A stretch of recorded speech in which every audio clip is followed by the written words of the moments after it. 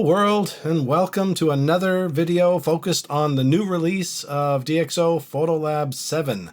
And in this video, what I'd like to talk about are 4 different workflow points that I think just might be helpful. And now I've just done this little bit of an exposure bump. So item number 1 that I'd like to hit on is a workflow issue in the local adjustment space. And bear with me, I know there are quite a few differences to how local adjustments work. I'll do another video on that more specifically. But this is particular to sort of a workflow. I hesitate to call it an issue, but things that confused me briefly that I thought I would just share. So I come in here and I get my adjustments here. So I no longer add them in other ways. So I can, for example, grab my control line and I can plonk that on here and I can take my eyedropper. So all this bit remains the same. If I mouse over here, it'll show me the mask. You can see with this that it's kind of coming down over the mountain. So just like always, I can come here and I can make it slightly less about the luma and slightly more about the chroma. And if I look again now, it's not really hitting the mountain so much. So then I make my change. I darkened that bit down a little bit. That's more than I want, but you get the idea. And so the workflow issue that I found here is I come in here and I make my change, and then I decide, okay, it's time to come back out here to do some things in my light area or color area or detail area. But when I come back out here, I've still got the line there. It's still on my image.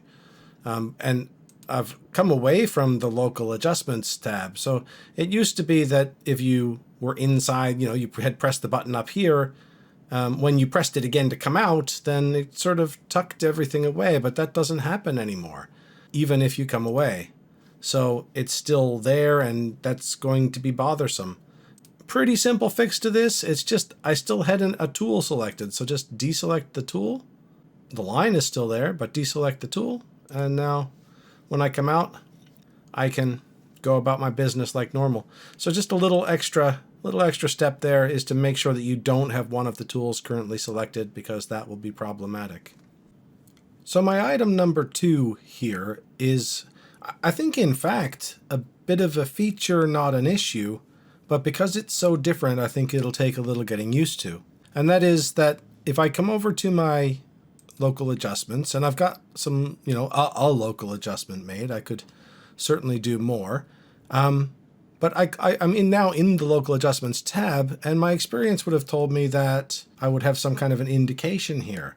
But actually the image stays perfectly clean, which is a nice thing, because I can choose which of these that I want to work on.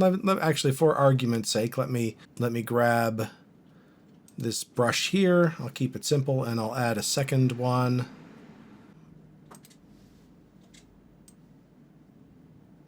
Across here. I'm thinking I might just impact those greens, So I've got an item there. So, and now when I come over, there is an indication of my different points. When I first came in, there wasn't. And I've noticed that that's tied to whether or not there's a tool selected. If there's currently no selection tool selected, then the image stays clean. So that's why I said I think it's actually a feature, not an issue, because this is actually keeping us an uncluttered view of what's going on. So now, but I can still, if I select this, I've selected my brush, still nothing going on the image that's kind of popping up and getting in the way. But if I look at the different controls, I can impact my controls. So if I come down here and I've got greens selected, and maybe I just want to up the saturation of those a little bit.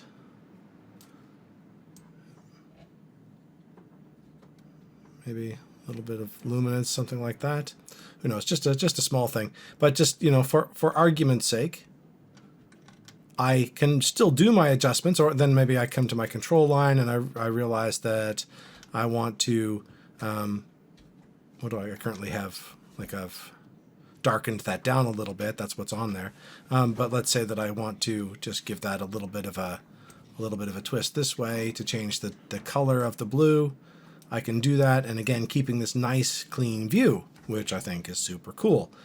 But it's not kind of what we're used to, so I think that that's going to be a little bit of an adjustment to get used to. The other thing that I notice is that if I want to do sort of before and after, you know, I could come here, and I could, oops, turn that off, turn that on, and I could come here, you know, turn that off, turn that on, makes a small difference.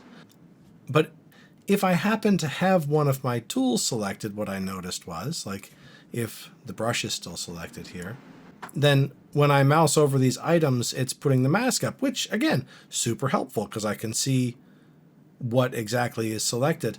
But if I want to do my preview before and after when a tool is selected, I just need to trust a little bit.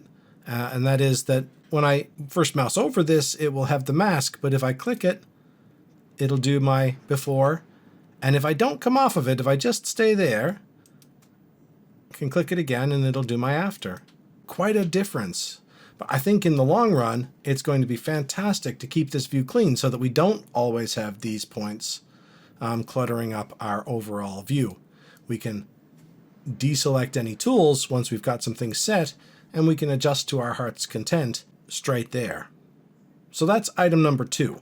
My item number 3 has to do with HSL adjustment, and not only in the local adjustments, though I can show it to you here first since I'm here right now.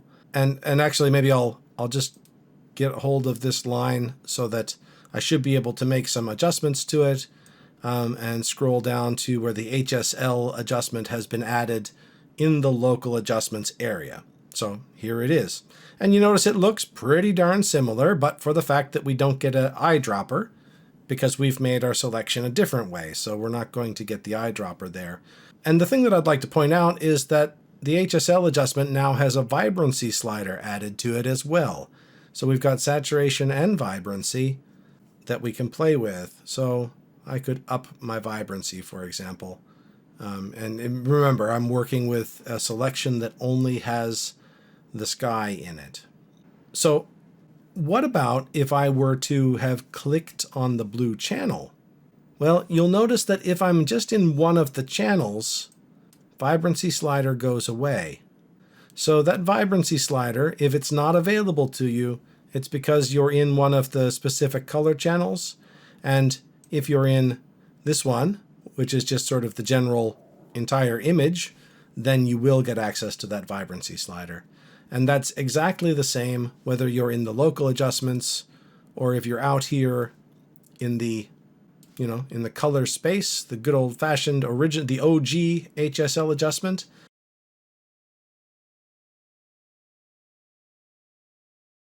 Is that we see the same thing here. We've got a vibrancy slider. We do have our picker here because that's a different situation. Vibrancy sliders here while I'm just on the sort of everything channel here. But if I were to narrow that down to just the greens, suddenly my vibrancy slider goes away. So just be aware, vibrancy slider may not be available if you're in the different colors. And the last item I'd like to point out to you is probably not something I would notice myself.